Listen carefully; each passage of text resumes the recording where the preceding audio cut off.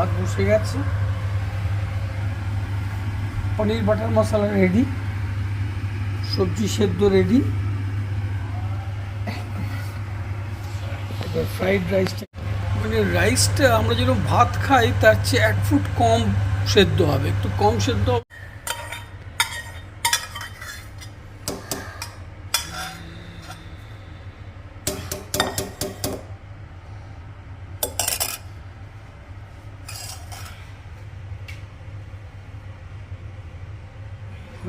ছাকা হয়ে গেল।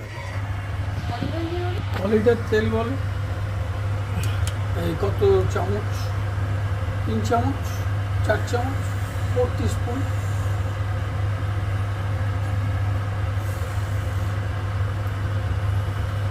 Olive oil, 4 teaspoon olive oil.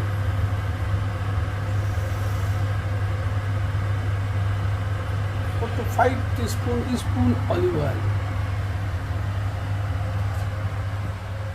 এবার এগুলো ফ্রাই হবে নাকি? গাজর, বিন, মটরশুঁটি, এটা পড়ে যাবে। তেজপাতা দেবে না একটু? হ্যাঁ, তেজপাতা আর ছোটো এলাচ, তেজপাতা আর ছোটো এলাচ আর একটা শুকনো লঙ্কা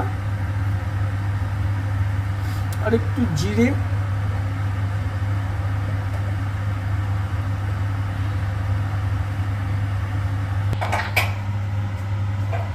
পেঁয়াজ, ক্যাপসিকাম,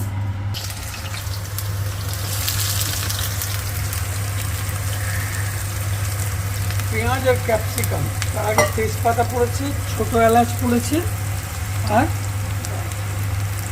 একটু দারচিনি পড়েছে। তেজপাতা, দারচিনি, ছোটো এলাচ আর গোটা গোলমরিচ কি ক্রাশ করে দিয়েছো?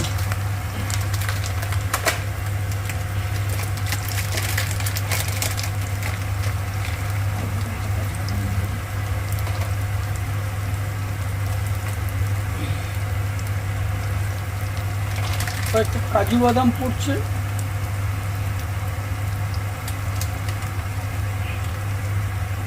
কাঁচা কাজু বাদাম, কাঁচা।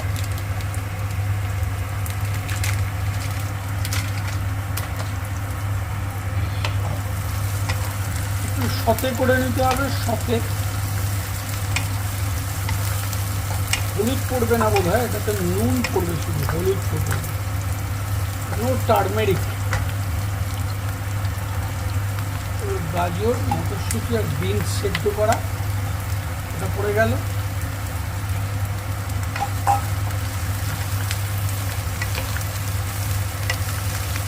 এটাকে একটু ফ্রাই করে নিতে হবে।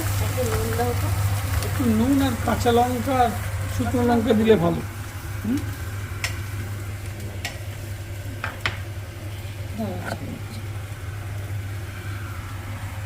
একটু নুন পড়ছে 1 চামচ, বড় চামচের 1 চামচ নুন পড়ে গেল। Salt added. এবার একটু গোলমরিচের গুঁড়ো পড়বে বোধ হয়।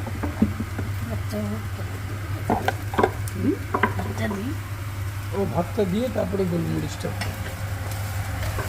এটা এখন ফ্রাই হবে। একটা পড়ে গেছে, 3-4 মিনিট ফ্রাই হোক, তারপরে ভাতটা পড়ে গেল, তারপরে নাড়তে হবে।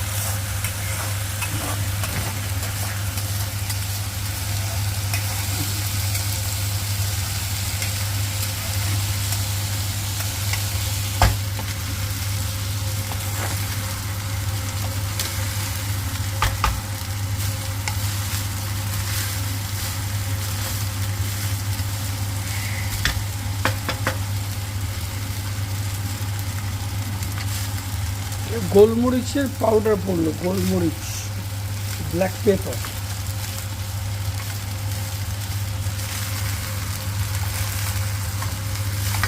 Fried rice, vegetable fried rice. দেখি একটু নুন পড়লো, আর একটু নুন কম কম মনে হচ্ছে, তাই জন্য একটু নুন পড়েছে। আর কি পড়বে? চিনি পড়বে 2-3 চামচ।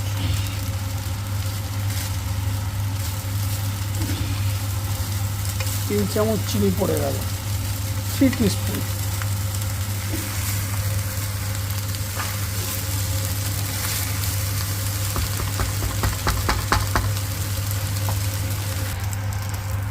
ফ্রাইড রাইস ডান।